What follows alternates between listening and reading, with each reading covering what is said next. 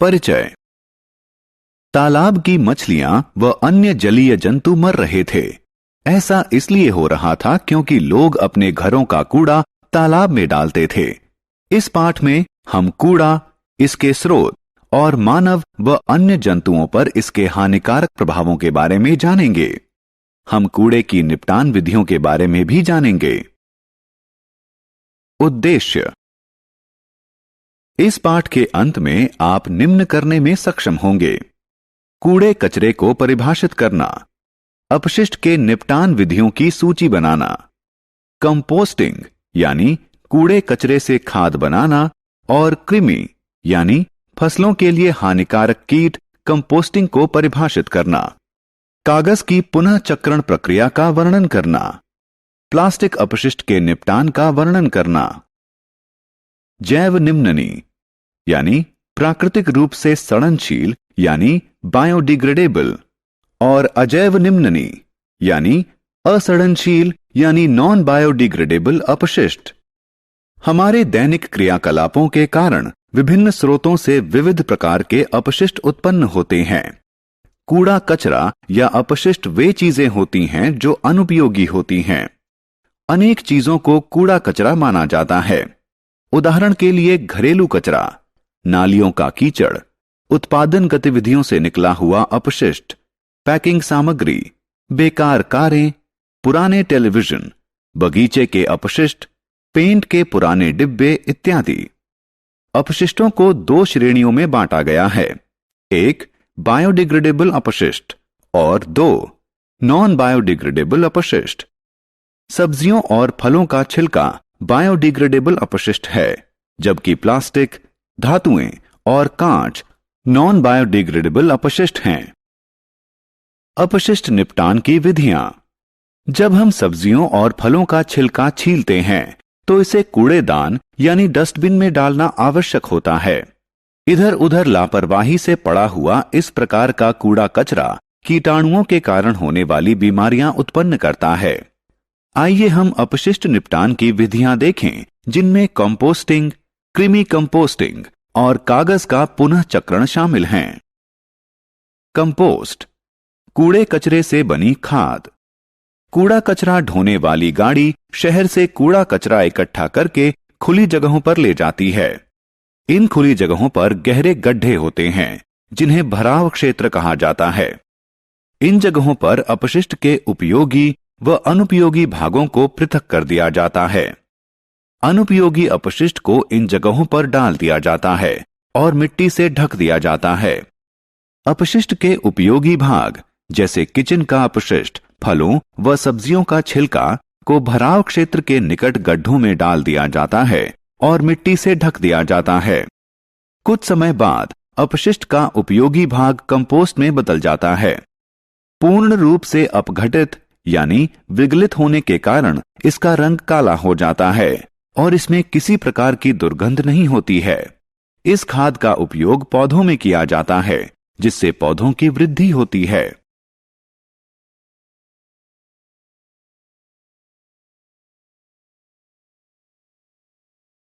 Vermi compost. छात्रों, आपने वर्षा ऋतु में केंचुए अवश्य देखे होंगे। वे किचन अपशिष्ट को कंपोस्ट में बदलते हैं।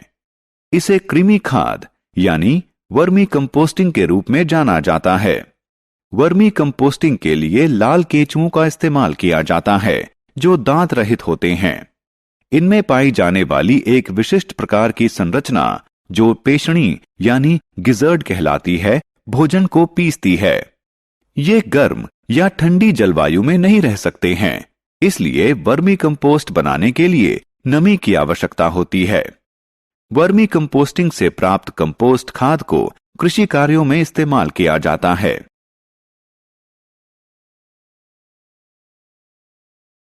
कागज का पुनः चक्रण। अब हम कागज के पुनः चक्रण के बारे में सीखेंगे। कागज का पुनः चक्रण वह प्रक्रिया है जिसमें बेकार कागज से नए कागज का उत्पादन किया जाता है। कागज के पुनः चक्रण के लिए पुराने समाचार पत्रों, पुराने लिफाफों, पत्रिकाओं, पुरानी कॉपियों, अनुपयोगी कागज, एक टब और तार से बने हुए लकड़ी के फ्रेम यानी जाली फ्रेम की आवश्यकता है। समाचार पत्रों और बेकार कागज को 1 या 2 दिन तक पानी में भिगोएं। अतिरिक्त पानी निकाल दें। भीगे हुए कागज को कुचलकर पेस्ट यानी लुगदी बनाएं। उसके बाद टब में पानी व पेस्ट डालें और इसे हिलाएं। जाली फ्रेम को कटोरे में डुबाए रखें। उसके बाद फ्रेम को टब से धीरे धीरे निकालें और तुरंत इसे समस्तरीय स्थिति में लाएं। अब फ्रेम से पेस्ट की परत को अलग करें। पानी निकलने तक प्रतीक्षा करें। इस तरह हमारे पास पुनः चक्रित किया हुआ कागज है।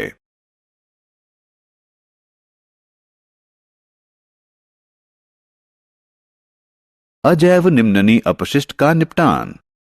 अब हम अजैव निम्ननी अपशिष्ट का निपटान देखेंगे। खिलौने, जूते, बैग, पेन, कंघा, टूथब्रश एवं बोतल प्लास्टिक व कांच से बने होते हैं। प्लास्टिक नॉन बायोडिग्रेडेबल वस्तु है। यह 2 साधारण पदार्थों में विभक्त नहीं होता है। सभी प्रकार के प्लास्टिकों का पुनः चक्रण भी संभव नहीं है। केवल कुछ प्रकार के प्लास्टिकों का पुनः चक्रण किया जा सकता है। प्लास्टिक एक हानिकारक अपशिष्ट। सभी प्रकार के प्लास्टिकों को जलाने पर हानिकारक गैसें उत्पन्न होती हैं। कभी कभी पशु प्लास्टिक के बैग खा जाते हैं, जिससे उनकी मृत्यु हो जाती है। जो प्लास्टिक बैग हम सड़कों पर फेंक देते हैं, वे नालियों में जाकर उन्हें जाम कर देते हैं। इससे पानी नालियों से बाहर सड़कों पर भर जाता है और लोगों को अनेक कठिनाइयों का सामना करना पड़ता है। हमें प्लास्टिकों के निपटान के लिए निम्न विधियां अपनानी चाहिए। प्लास्टिक के बैग का इस्तेमाल बंद करें। जहां तक संभव हो इनका पुनः इस्तेमाल करें। कागज के बैग का इस्तेमाल करें। सूती या कपड़े के बैग का इस्तेमाल करें। प्लास्टिक के बैग का इस्तेमाल खाद्य सामग्री रखने के लिए नहीं किया जाना चाहिए। प्लास्टिक के बैग को इस्तेमाल के बाद इधर उधर नहीं फेंका जाना चाहिए। प्लास्टिक को जलाना बहुत ही हानिकारक है। हमें किचन के अपशिष्ट के निपटान के लिए भी प्लास्टिक के बैग का इस्तेमाल नहीं करना चाहिए।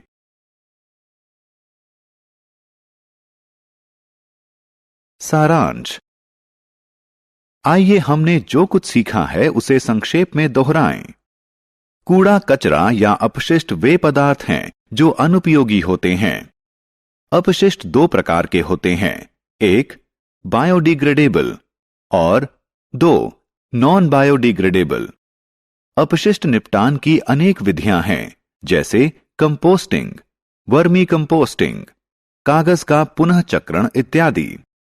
फलों एवं सब्जियों का छिलका बायोडिग्रेडेबल अपशिष्ट हैं। प्लास्टिक नॉन बायोडिग्रेडेबल अपशिष्ट हैं। सभी प्रकार के प्लास्टिक जलाने पर हानिकारक गैसें उत्पन्न करते हैं।